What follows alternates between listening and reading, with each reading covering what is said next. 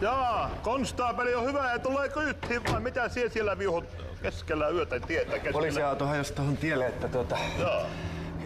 lähdetäänpäs menemään tosta, tarvitaan hiukan virka-apua, niin suoraan eteenpäin minä kerron sitten, että mihin mennään. Justin, joo.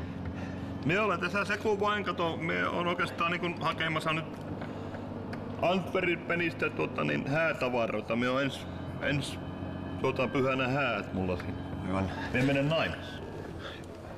Kenen kanssa, jos saa luvan kysyä? Maija Vilkkuma. Joo, niin joo, se on semmonen, mie olen paljon ajellut näitä matkoja. Tästä vasemmalle Joo. heti. Joo. Eiku vasemmalle? Tarpeeksi kääntää oikealle, se on kohta vasen. Ei se ole temppupoika mitään. Ja vähän jos saan pyytää, niin poliisin luvalla nyt voidaan mennä ylinopeuttakin. Jaha, se on mie ennenkin ajanut ja ilman luppaakin jopa. En me aina kyselekään, jos mie saatan pikkusen polkassa kaasua.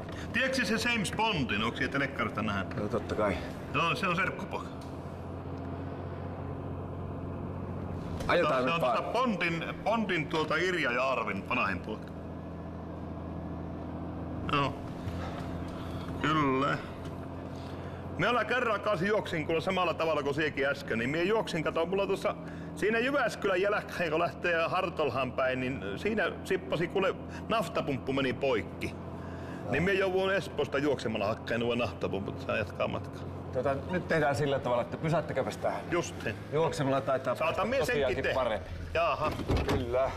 Justiin. Kiitoksia tästä. Nyt Pidä itsesti miehenä. Kyllä. Joo, kyllä Mauri aina jeleppoa, virkaapalta ei se ole. Se pitää sen verran olla kunnallisvastuuta.